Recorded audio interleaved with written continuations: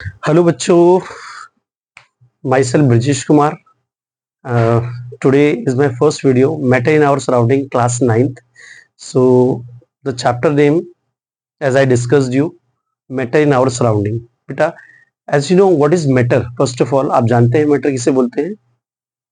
matter हम जैसे कि देखिए, इस पूरे ब्रह्मांड के अंदर जो भी चीज है, हमारे पे आसपास की जो भी चीज हमें दिखाई दे रही है, वो सब मैटर में इंक्लूड होती है.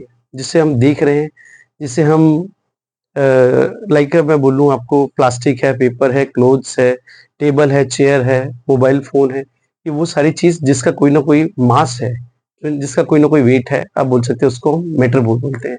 ठीक है.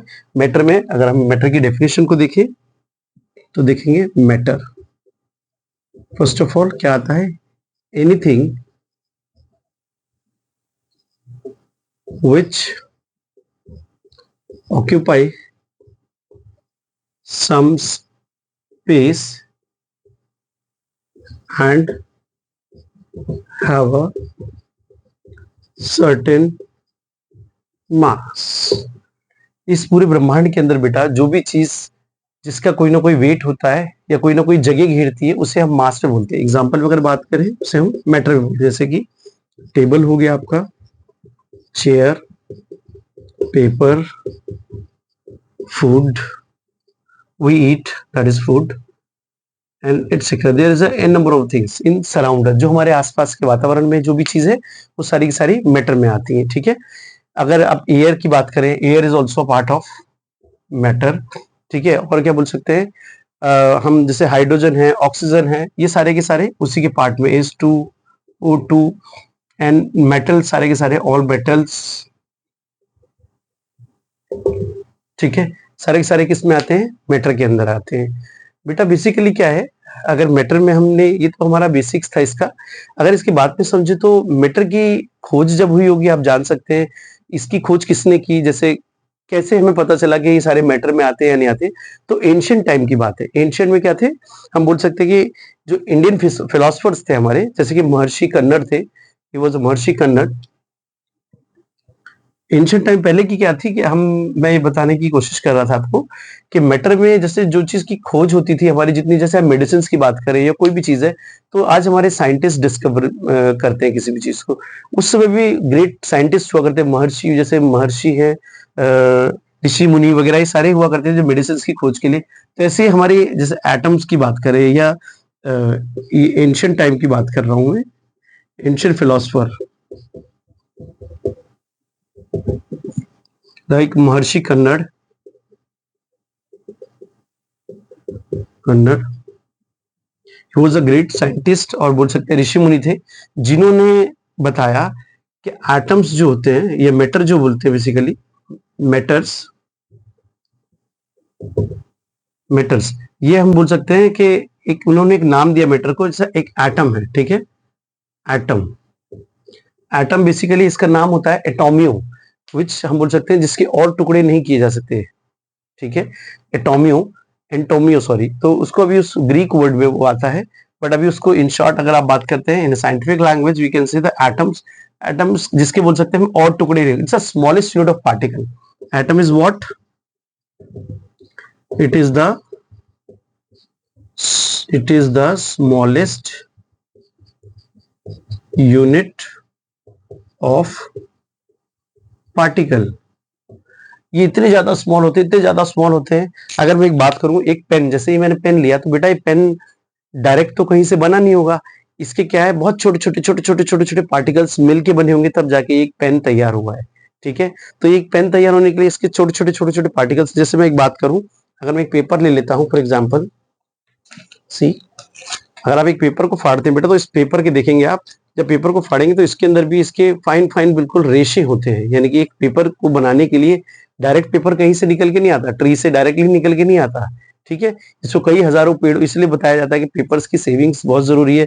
हम ऐसे भी कुछ भी लिख के कुछ भी खराब करके पेपर फेंक देते, तो उसको फेंकना नहीं है बिल्कुल, बिकॉज ऑफ एक पेपर, कई पेड़ों को काटा जाता है एक पेपर को तैयार करने के लिए. ठीक है. तो हम जिस कॉपी को पढ़ रहे हैं, जिसपे लिख रहे हैं, उन सब चीज का जरूरी होता है उसको सेव करना. Anyway, a part of this, atoms की बात की हमने, it is the smallest unit of particle, अगर इसको डेफिनेशन भी बोल सकते तो हम इसको भी बहुत आसानी से भाषा में ये बोल सकते हैं, atom is the smallest unit of particle which is beyond our imagination, they are the too too too too too small, बहुत छोटे होते हैं। ठीक है, यहां तक में अभी हम एटम्स की बात करते हैं, इसके बाद फिर आगे देखते हैं नेक्स्ट। सो बच्चों, हमने कहा जैसे कि एंशिएंट टाइम के अंदर ancient Indian philosopher said that all the matters, यानी कि जितने भी पदार्थ होते हैं, और द लिविंग और the non living was made up of 5 basic elements. 5 basic elements यानी कि पंच तत्व, जिसे बोला 5 तत्वों से मिलकर बने होते हैं, उसे पंच तत्व बोलते हैं। तो महर्षि कन्नड़ जी ने उस समय जो थे 5 तत्वों के हिसाब से उन्होंने डिवाइड किया मैटर्स को। तो जैसे कि आप देख सकते हैं, एग्जाम्पल में हमने दिया है, एयर है जिसे आप वायु बोलते हैं, वाटर है जिसे आप जल बोलते हैं, अर्थ है जिसे आप पृथ्वी बोलते हैं, स्काई है जिसे आकाश बोलते हैं, फायर है जिसे अग्नि बोलते हैं। तो टोटल 5 तत्व, जैसे कि मानव शरीर इन 5 तत्वों से मिलकर बना है, तो उस हिसाब से उसको मैटर नाम दिया गया है। और सेम, बट यहाँ पे आज के समय में अगर आज के साइंटिस्ट की बात करते हैं, जो आज के फिलोसफर्स है या आज की फिलोसफर जो देखते हैं या साइंटिस्ट देखते हैं, तो उन्होंने इन्हीं को 2 तरीके से डिवाइड किया गया है। जैसे कि आप देख सकते हैं, मॉडर्न साइंटिस्ट की बात करें तो फिजिकल प्रॉपर्टीज की बेस पे like a solid, liquid and gas, and chemical properties की बेस पे elements, compound and the mixtures. Please बेटा इसको ध्यान से समझेंगे बहुत आसानी से, और इसको प्लीज कॉपी करेंगे आप। ठीक है, सो बेटा आई होप सो आपने पिछला जो भी हमने डिस्कस किया, फिजिकल प्रॉपर्टीज के हिसाब से और केमिकल प्रॉपर्टीज के हिसाब से दोनों मैटर को डिवाइड किया गया था।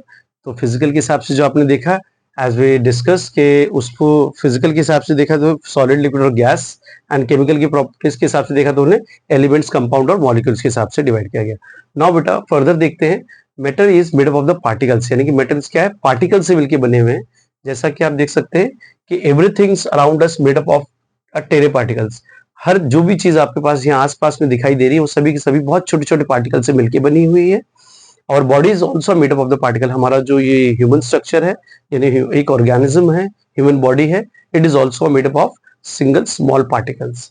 इवन बेटा आपको जानकर एक नई चीज मिलेगी जानने के लिए कि एक single drop of the rain drop, अब रेन वाटर की बात करते हैं, रेन जो ड्रॉप होती है, it contains 10⁻21 particles of water molecules in it. जानते हैं, एक पानी की जो सिंगल बूंद गिरती है, उसके अंदर भी बारिश की जो पहली जो बूंद गिरती है, उसके अंदर 10 की पावर 21 पार्टिकल्स होते हैं पानी के। ठीक है, and second one, the particle which makes up the matters और एटम्स और मॉलिक्यूल्स।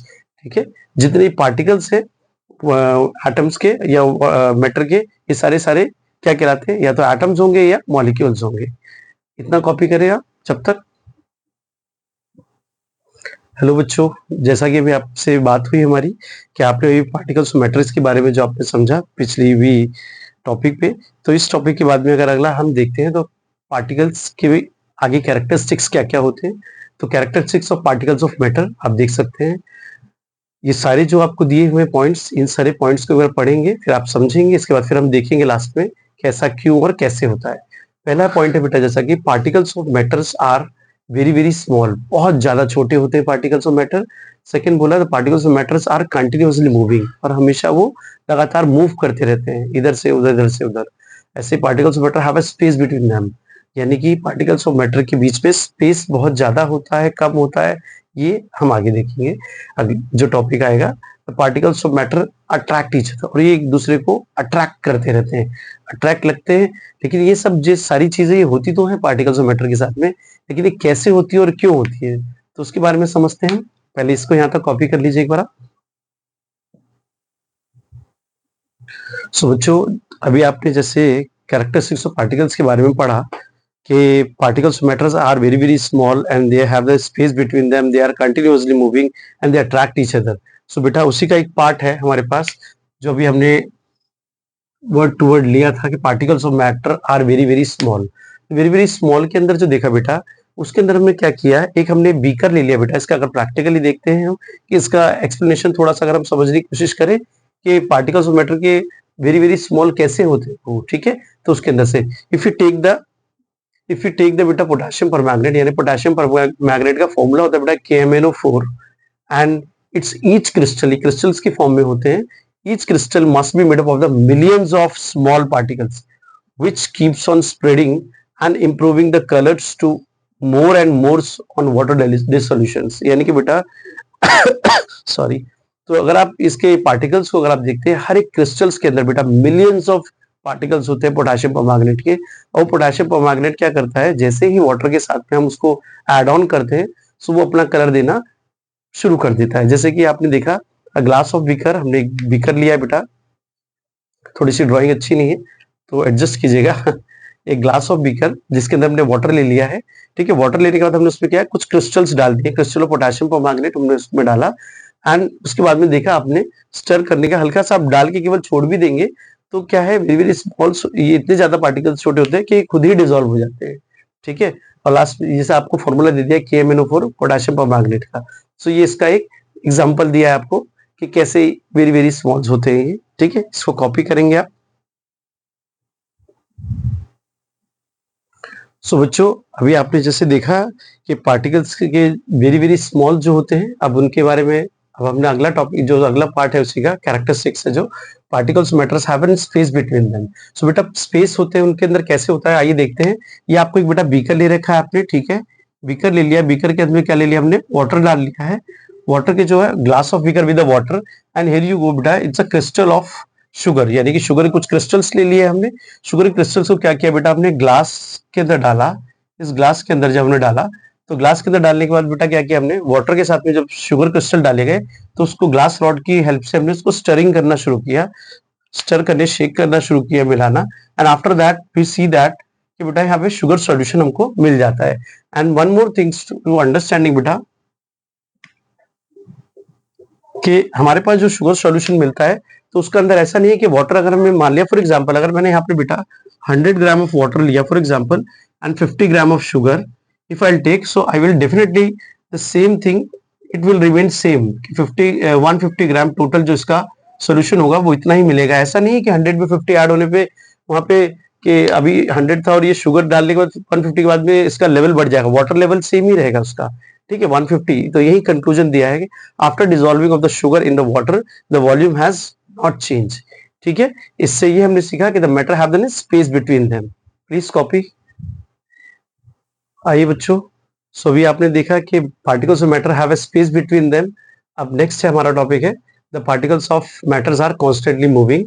सो बेटा मूविंग कैसे करते हैं, अब मान लीजिए आपके घर में क्या है, एक अगरबत्ती, जैसे हम पूजा करते हैं तो बेटा अगरबत्ती होती है। सो अगरबत्ती को जब आप जलाते हैं तो उसकी फ्रेग्रेंस देखा आपने कितनी तेजी से जाती है, इसकी खुशबू बोलते हैं आप इसे, इंसेंस स्टिक्स की, ये आपकी फ्रेग्रेंस है, फ्रेग्रेंस बोले तो यानी कि खुशबू, उसकी खुशबू है। देखते हैं आप कितनी स्पीडली आप इस कमरे में जलाइए, उस साथ वाले कमरे में बहुत तेजी से खुशबू आती है, ठीक है। सो ये भी एक उसका एक कॉन्स्टेंटली मूविंग का मतलब एक एग्जांपल कैसे है कि पार्टिकल्स जो उसके, यानी कि जो उसके पार्टिकल्स हैं, इसके एरोमा पार्टिकल्स, जो उसके खुशबू पार्टिकल्स हैं, वो यहाँ से धीरे धीरे धीरे धीरे आपके साथ वाले कमरे में चले जाएंगे, ठीक है। तो इधर साथ वाला कमरा हो, चाहे दूसरा कमरा हो, चाहे चाहे जितने हो, मतलब आपके रूम के अंदर ही अगर फैन कंटिन्यूअसली चल रहा है या फैन नहीं भी चल रहा है, तो ऑलरेडी जो आपका धुआं है वो या खुशबू जो उसके पार्टिकल्स है फ्रेग्रेंस के, वो तेजी से मूव कर जाते हैं एक रूम से दूसरे रूम में। सो यहाँ हमने कैसे डिस्क्राइब किया इसको, when we light the incense stick in the one corner of the room, its fragrance spread in the whole rooms quickly, it is the example of the matters are constantly moving, ठीक है। Please copy. सो आइए बच्चों next देखते हैं अपना, अभी आपने क्या समझा, पार्टिकल्स ऑफ मैटर अगर आपने पीछे देखा तो दे आर कॉन्स्टेंटली मूविंग, अगर कॉन्स्टेंटली मूविंग ना करते होते तो वाटर के अंदर डिसॉल्व नहीं होते, ठीक है। या आप सॉरी, ये इंस्टेंस स्टिक्स जो हमारी, उसके फ्रेग्रेंस की वजह से वो कंटिन्यूअसली खुशबू नहीं आती। नेक्स्ट है बेटा पार्टिकल्स ऑफ मैटर्स के अंदर अट्रैक्ट ईच अदर। बेटा अगर अट्रैक्ट करते हैं एक दूसरे को, तो अट्रैक्ट करते हैं, तो अट्रैक्ट होने के लिए क्या चीज है, सब चीजों का बंधा रहना बहुत जरूरी है। तो बेटा यहाँ पे हमने दिया है, जैसे एक ब्रिक्स का एग्जाम्पल लिया है, ये ब्रिक है आपकी एक, ठीक है, जिसे ईंट बोलते हैं आप। तो वो ईंट क्या है आपकी, एक आपस में बेटा इनको क्या है, पहले डस्ट के छोटे छोटे पार्टिकल्स को मिलाया जाता है, फिर इनको ले जाके भट्टी में डाल, एक मशीन जो उनकी एक मोल्डर होता है जिसे सांचा बोलते हैं, उसके अंदर मिट्टी को डाल के उसको एक शेप दी जाती है, किस टाइप की ईंट चाहिए आपको, तो शेप को डाल के फिर ले जाके उसको आग में पकाया जाता है, तब जाके एक रेड कलर की आपकी ईंट मिलती है आपको, जैसे कि जिससे आपका जो घर बनता है, ठीक है। ऐसे आपकी एक मेटालिक बॉल है बेटा, ये बॉल ये भी मेटल की बनी हुई है, तो मेटल की यानी कि इसके भी छोटे छोटे पार्टिकल्स ने आपस में एक दूसरे को कोलैप्स कर रखा होगा, चिपका रखा होगा, और सारे के सारे आपस में चिपके हुए हैं। एक आपका ऐसे चेयर का एग्जांपल देख सकते हैं आप, चेयर है आपकी, वो भी चेयर भी एक छोटे छोटे पार्टिकल से मिलके बनी है, तो जाके एक आपके सामने एक नई शेप में आई है। तो आप इसको शेप में भी मतलब इनके पार्टिकल्स को मिला के आप किसी भी शेप में कोई भी प्रोडक्ट बना सकते हैं। तो यहाँ इसकी डेफिनेशन जैसे हमने समझेंगे उसके कैसे एक्सप्लेन किया कि they are the some forces of attraction between the particles of matter which binds them together, यानी कि इनके बीच बेटा एक फोर्स होती है, ठीक है, जो इनको बोलते हैं फोर्स ऑफ अट्रैक्शन, यानी कि इनके आपस में चिपके रहने की वजह ये एक फोर्स है। अदरवाइज जैसे एक पेन का एग्जांपल लूं मैं आपके सामने, तो ये जो पेन है, पेन अगर बेटा ये फ्लो क्यों नहीं कर रहा है, मेल्ट क्यों नहीं कर रहा है, उसका रीजन है यानी कि इसके बीच में इनके पार्टिकल्स को आपस में कोलैप्स करके रखा है, चिपका के रखा है, एक फोर्स है इनके बीच में, that's force is the force of attraction between the particles of matter. Sorry, ये इसके कुछ एग्जांपल है बेटा, प्लीज कॉपी करें। सो बच्चों, अभी आपने जैसे उतारा उस टॉपिक को, अब अभी हमने पीछे देखा कि forces of attraction between the particles of matters are very very close to each other, then a product is established there, like I was given an example of this pen or the marker. Now बेटा force के लिए एक बहुत अच्छा note में आप लिखेंगे, very important point, कि जो फोर्स ऑफ अट्रैक्शन होता है बेसिकली मैक्सिमम होता है सॉलिड के अंदर और मिनिमम होता है गैसियस प्रोडक्ट्स के अंदर, ठीक है। तो इस चीज को वेरी इंपॉर्टेंट पॉइंट है, बिकॉज ऑफ इसे आप नोट करके लिखिएगा। एंड सेकेंड है हमारे पास रिजिड। रिजिड जानते बेटा क्या होता है, विच इज अनबेंडिंग और इनफ्लेक्सिबल, यानी कि जिस चीज को आप मोड़ ना पाए, ठीक है, और बहुत रिजिड हो, it's a characteristics of the matter also, ठीक है। सो इनफ्लेक्सिबल होता है बेसिकली, आगे एग्जांपल से अगर समझते हैं, एक स्टोन जैसे मैंने बताया आपको, it's a rigid form of matter, ठीक है, प्लीज कॉपी इट। सो बेटा अब नेक्स्ट हमारा टॉपिक है फ्लूइड। तो फ्लूइड आप जानते हैं, फ्लूइड क्या होता है, फ्लूइड मीन्स कोई भी लिक्विड। तो उसके बारे में देखते हैं क्या लिखा है, a liquid is a fluid form of matter which occupies the lower part of the container in which it is kept. यानी कि बेटा क्या कहा है इसने कि ये जो लोअर पार्ट होता है बॉटल का, like bottom of this, like this, हमने क्या बोला, जो लिक्विड फॉर्म ऑफ वाटर है, मैटर है, ये ऑक्यूपाइज करता है lower part of the container, यानी कि इस पार्ट को पूरा फिलअप करेगा, पूरा फिलअप करता हुआ जाता है बेटा।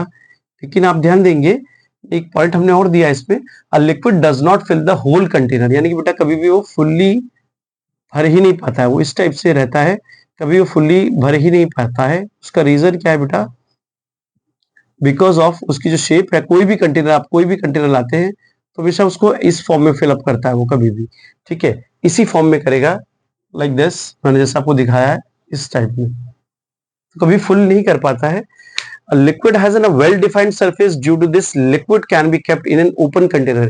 इसको बेटा हम अगर आप बात करते हैं तो इसको आप ओपन कंटेनर में अगर आप भरते हैं, ओपन कंटेनर में भी आप भरेंगे तो आप मैक्सिमम यहाँ तक आप फिलअप कर पाएंगे। लेकिन आप कंप्लीटली अगर आप इसे कहें सोचे पैक कर दें, या जिस बॉटल में आप देखेंगे, जो भी आपकी वाटर बॉटल जो मिलती है आपको, बिस्लरी की जो वाटर बॉटल मिलती है लाइक दिस, ऐसे बिल्कुल ऐसी शेप होती है उसकी, इस टाइप से, तो उन्होंने हमेशा यहाँ तक ही भरा होता है बेटा, बिकॉज वो आगे फुलअप भर ही नहीं सकती है। अगर भरने की कोशिश करेगी, हाँ पैक में नहीं कर पाएगी, लेकिन अगर ये ओपन कंटेनर होगा बेटा, अगर ये बिस्लरी की जो बॉटल है, लिख देता हूँ, किसी ब्रांड का प्रचार नहीं, सिर्फ वाटर बॉटल लिख दे रहा हूँ मैं, वरना पता लगे कोई केस कर दे मेरे ऊपर, ठीक है। सो क्या है, वाटर बॉटल है, तो बेटा पानी की बॉटल अगर आप भरते हैं तो क्या है, फुल्ली यहाँ तक नेक तक जाएगा और भरेगा, बट उसको क्या है, आप क्लोज में नहीं कर पाएंगे।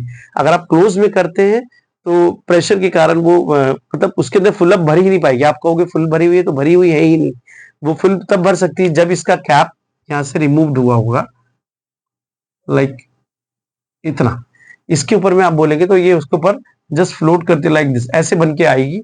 लेकिन फुल्ली अगर आप इसको ढक्कन लगाने की कोशिश करेंगे, जैसे ही उसको बंद करेंगे उसके कैप को, तो वो वहां से भर नहीं पाएगी पूरी तरीके से, ठीक है। सो बेटा इसमें नोट है आपके पास। और वही अगर आप बात करते हैं, एक सिलेंडर की बात करूं मैं, घर का जो हमारा एलपीजी सिलेंडर आता है, इसका तो कर ही सकते हैं, इसका कोई प्रचार नहीं है क्योंकि इसका कॉम्पिटिटिव कोई नहीं। एनीवे, सो एलपीजी जो बेटा गैस भरते हैं, इसको हमने क्या किया, गैस की बात कर रहे हैं। सो गैस बेटा एक हमने नोट करके दिया है, a gas is the liquid form of a matter which fills the whole container in which it is kept. यानी कि बेटा इसको हम क्या करते हैं, प्रेशराइज कर करके खूब अच्छे से इसको भर सकते हैं टाइटली, तभी आपका 16 केजी का अराउंड 16.5 या 2 समथिंग उसका एम्प्टी खाली सिलेंडर का वेट होता है, अराउंड 13 केजी इसके गैस आती है, ठीक है। सो ये इसका एग्जाम्पल था, please copy. So I hope so बेटा आपने सबने इसे कॉपी कर लिया होगा, ठीक है। जो आपको ये दिया है हमने फ्लूइड का एक टॉपिक, तो उसको क्लियर कर लिया होगा। बाकी हम नेक्स्ट वीडियो में मिलेंगे, आगे हम इसके बारे में पढ़ेंगे, लाइक क्लासिफिकेशन ऑफ मैटर्स को कैसे क्लासिफाई किया गया है, सॉलिड, लिक्विड और गैस को, उनकी पूरी प्रॉपर्टीज को समझेंगे। पूरी प्रॉपर्टीज को समझने के बाद फिर आगे जो भी टॉपिक होगा उसको हम कवर करेंगे। तब तक के लिए श्री राधे श्याम, थैंक यू।